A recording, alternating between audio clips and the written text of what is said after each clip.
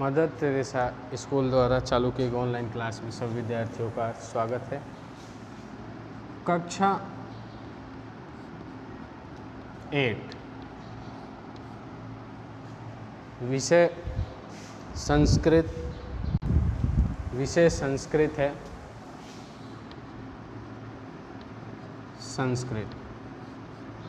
संस्कृत में हम कर रहे हैं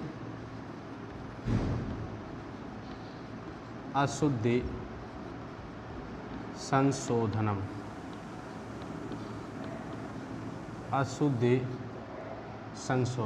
यानी शुद्ध वाक्यों को अशुद्ध करना, जैसे कि अशुद्ध वाक्यों को शुद्ध करना। ठीक है, जैसे कि वाक्य दिया हुआ है, ग्रामस्य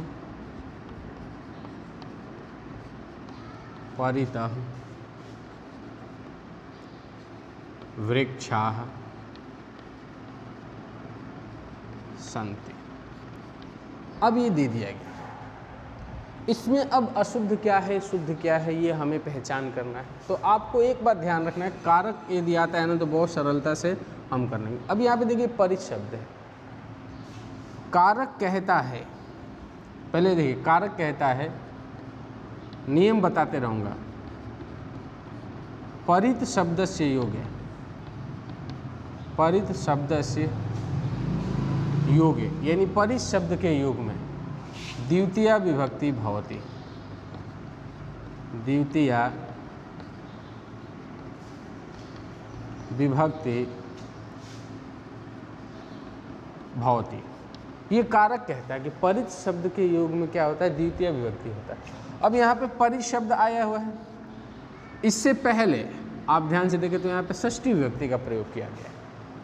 तो ये क्या है, अशुद्ध, क्योंकि हमारा कारक कहता है कि परित शब्द के योग में द्वितीय विभक्ति का प्रयोग होता है, जबकि यहाँ पे षष्ठी विभक्ति का प्रयोग किया गया है। तो इसका शुद्ध रूप क्या हो जाएगा, ग्रामम परितः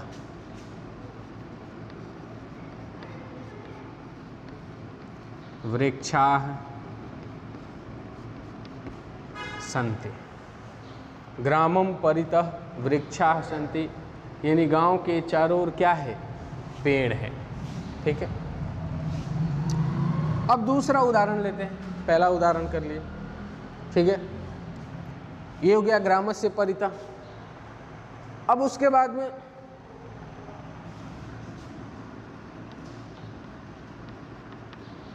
ग्रामस्य उभयतः, ग्रामस्य उभयतः, ग्रामस्य उभयतः राजमार्गाः सन्ति। अब देखो उभयतः, कारक ये भी कहता है कि उभयतः शब्द से योगे, उभयतः शब्द से योगे द्वितीया विभक्ति भवति। यानी उभयतः शब्द के योग में द्वितीय विभक्ति होता है। तो यहाँ उभयतः हो गया, उभयतः से पहले क्या आ गया, ग्रामस्य आ गया। उभयतः से पहले क्या हो गया, ग्रामस्य आ गया। उभयतः से पहले क्या आ गया, ग्रामस्य आ गया, षष्ठी विभक्ति। जबकि कारक क्या कहता है, उभयतः शब्द के योग में द्वितीय विभक्ति का प्रयोग होता है। तो यहाँ पे द्वितीय विभक्ति में क्या आ जाएगा, ग्रामम उभयतः राजमार्गाः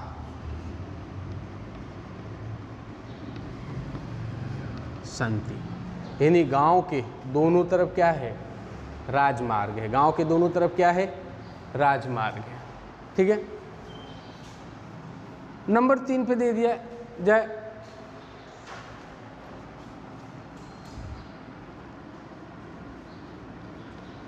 हिमालय गंगा निर्गच्छति। हिमालया गंगा निर्गच्छति, हिमालया गंगा निर्गच्छति। तो आपको बता दें कारक एक और बात कहता है, कारक ये कहता है पृथकस्य योगे, यानी अलगाव के युग में पंचमी विभक्ति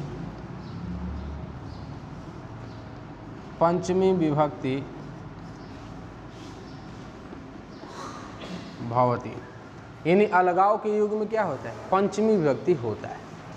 अब देखिए हिमालय से गंगा निकल रही है तो यहाँ पे क्या हो रहा है, पृथक्करण का योग हो रहा है, यानी अलगाव का योग हो रहा है। तो जिससे अलग हो रहे हैं उस शब्द में पंचमी विभक्ति लगाया जाता है। तो हिमालय से गंगा अलग हो रही है तो यहाँ पे पंचमी हो जाएगा हिमालयात गंगा निर्गच्छति, हिमालयात गंगा निर्गच्छति, यानी हिमालय से गंगा निकल रही है, हिमालय से गंगा निकल रही है। नंबर 4 पे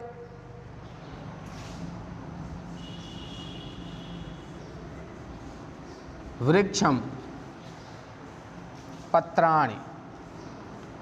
पत्राणि पतन्ति, यानी पेड़ से पत्ते गिर रहे। अब यहाँ से पेड़ से पत्ते गिर रहे तो यहाँ पे भी क्या हो रहा है, अलगाव का योग हो रहा है, पृथक्करण का योग हो रहा है। किसका योग हो रहा है, पृथक्करण का। कैसे हो रहा है पृथक्करण, क्योंकि पेड़ से पत्ते गिर रहे हैं तो पेड़ से पत्ता क्या हो रहा है, अलग हो रहा है। गिरने के बाद क्या होता है, अलग हो रहा है, यानी अलगाव का योग हो रहा है। तो अलगाव के योग में पंचमी विभक्ति का प्रयोग होता है। यहाँ पे द्वितीय विभक्ति दिया हुआ है, ये अशुद्ध है, तो यहाँ पे पंचमी विभक्ति क्या हो जाएगा, वृक्षात पत्राणि पतन्ति। तो इस प्रकार से आप कारक के माध्यम से अशुद्धियों को शुद्ध कर सकते हैं। आज के लिए इतना ही, धन्यवाद।